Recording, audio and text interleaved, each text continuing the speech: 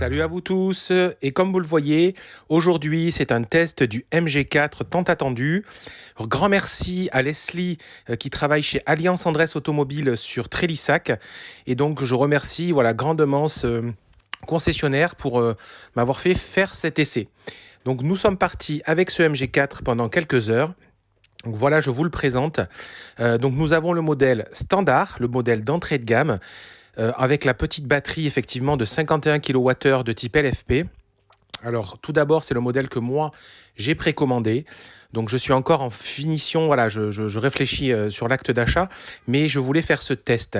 Donc là, je vous montre en priorité ce qui a été une grande question sur les réseaux ces derniers temps, c'est-à-dire l'arrière du véhicule.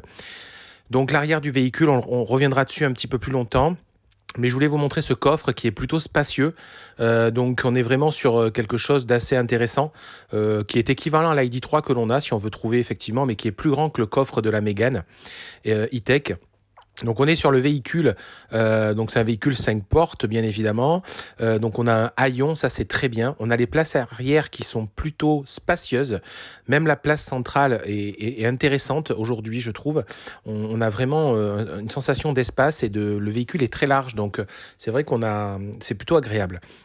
Quand on regarde au niveau des places avant, donc au niveau des places avant, vous voyez tout simplement qu'on va faire un petit zoom au niveau de la sellerie. Donc là, on est la sellerie d'entrée de gamme en tissu, donc très confortable, un bon maintien, assez moelleuse, donc on n'a pas de sensation de raideur quand on conduit ce véhicule en tout cas.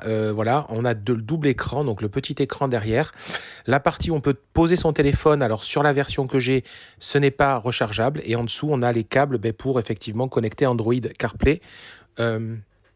Et donc les deux fonctions sont compatibles. On a une boîte de rangement au centre et un accoudoir donc avec un rangement encore au niveau pour maintenir, on va dire, le bras et le coude. Donc voilà le véhicule, une première bonne sensation. Je vais vous parler de la conduite car il n'y a pas de vidéo au niveau de la conduite, c'était compliqué. Donc là on est, comme je vous le dis, au niveau du modèle. Donc j'ai regardé comment c'était fait, donc il n'y a pas de système de rangement au niveau du capot avant, hein. On est sur quelque chose de simple. Donc voilà, on a juste l'accès simplement à la batterie 12 volts et aux quelques liquides qu'on peut avoir à changer. Donc on voit que les rétroviseurs sont noirs. Donc sur cette finition, ils sont tous noirs. Et on a des jantes, on y reviendra un peu plus loin. Donc en fait, c'est des jantes tôle avec des enjoliveurs 16 pouces. Les vitres avant et les vitres arrière sont électriques. Et donc là, le port de recharge donc avec le type 2 et le combo CCS, donc avec des LED qui montrent effectivement la version en termes de niveau de recharge. Voilà, donc moi j'ai fait le test de recharge sur ma borne à la maison, la borne de type 2. Et puis on a effectivement l'écran, donc là un petit zoom où on voit la pression des pneus.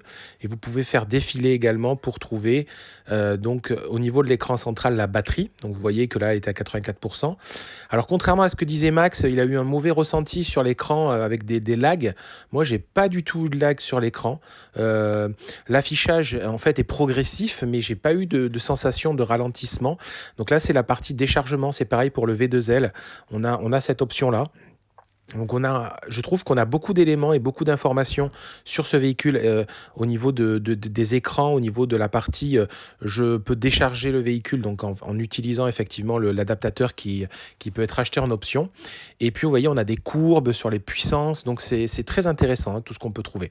Donc j'ai pas du tout été déçu à ce niveau-là, et vous voyez que l'écran réagit plutôt assez rapide. Il n'y a pas j'ai pas d'inquiétude là-dessus. Donc après on a l'option des musiques. La version que j'ai n'a pas de fonction au niveau de GPS. Donc en fait c'est juste le CarPlay ou l'Android Auto qui gère le GPS. Par contre on a déjà quelques systèmes d'aide à la conduite. Donc on va avoir des avertissements de changement de voie, des aides au maintien dans la voie. Donc juste par contre l'aide au maintien dans la voie est assez pénible au départ, voilà, parce qu'il reprend souvent la main, donc ça c'est vrai, j'ai eu la même sensation. Alors après ça peut se désactiver, voilà. Donc les mises à jour, le modèle que j'avais n'était pas encore passé en mise à jour. Il arrive directement, je dirais, de l'usine, du bateau, et il n'y avait pas encore eu certaines mises à jour de fait. Alors c'était complet, les éléments que j'ai, il n'y a pas à redire, mais voilà, on est sur une version, je dirais, usine. Donc on voit que voilà, quand je chargeais chez moi, je suis monté effectivement à 6 kilowatts de puissance. Là, c'est la boîte à gants. Donc la boîte à gants, elle est correcte. Et en haut, on peut ranger ses lunettes. Ça, c'est vrai chez beaucoup de MG. Je vous fais un petit flash sur l'arrière, parce que l'arrière, vous voyez, ces lumières là qu'on voit au niveau des phares, sur le modèle d'entrée de gamme, en fait, sur tout le long, c'est noir. Alors que sur les modèles Luxury, vous avez effectivement tout le bandeau noir qui est pseudo-lumineux, je dirais. Mais moi, je trouve effectivement cet arrière qui est un peu intriguant au départ. Effectivement, on se pose un peu la question. En vrai, il est moins choquant qu'en vidéo. Voilà, je vous le dis tel que moi je l'ai vécu. En vrai, pour moi, c'est moins choquant qu'en vidéo. L'ensemble est harmonieux. La sensation de conduite est très bonne. Il y a une nervosité comme il y a aujourd'hui sur les véhicules électriques. Donc la montre d'origine sur ce type-là, on est effectivement en 16 pouces avec une marque de pneus Solus. Donc je pense que c'est pas une grande marque de pneus, hein, livrée d'origine. Mais c'est vrai que le sentiment d'avoir cette bande noire en bas, ces rétros noirs avec le blanc, je trouve, lui va très très bien. Moi, je suis satisfait du blanc et je trouve qu'elle a une gueule à l'avant. Franchement, voilà, il n'y a rien à redire. Donc très bonne sensation. En tout cas, j'ai pas quelque chose qui m'arrête au niveau de l'achat. Voilà, il n'y a pas quelque chose qui m'a dit ah ben non, je l'achète pas. Elle me donne envie de l'acheter. Après, globalement, allez la voir en concession, allez l'essayer. Donc là, je vous ai mis un petit récap de toutes les specs qu'il y a dessus. Donc moi, je mettrai en avant sur les specs qui m'ont bien plu, c'est la clim auto qui est d'origine. J'ai fait le test, elle est très efficace. On a les mêmes types d'écrans initialement, c'est-à-dire on a le grand écran et le petit écran qui sont les mêmes sur toutes les versions. Et on a également tout ce qui est utile pour moi, c'est CarPlay, Android Auto. Et puis, on va retrouver le système de clé main libre, c'est-à-dire qu'on peut appuyer sur le petit bouton de la poignée et puis le véhicule s'ouvre. Donc ça, c'est assez confortable. Ce qu'on peut regretter, si on veut chercher des choses, on peut regretter qu'il n'y ait pas CarPlay, Android Auto sans fil. Donc effectivement, il faut brancher le téléphone. Je dirais qu'après, dans une version d'entrée de gamme, je dirais qu'il n'y a pas grand-chose à regretter. À mon avis, elle est plutôt très bien équipée pour ce type de véhicule. Sachez qu'il n'y a pas le rétroviseur électrochrome, c'est ce qu'ils appellent, c'est-à-dire le rétroviseur qui s'ajuste automatiquement.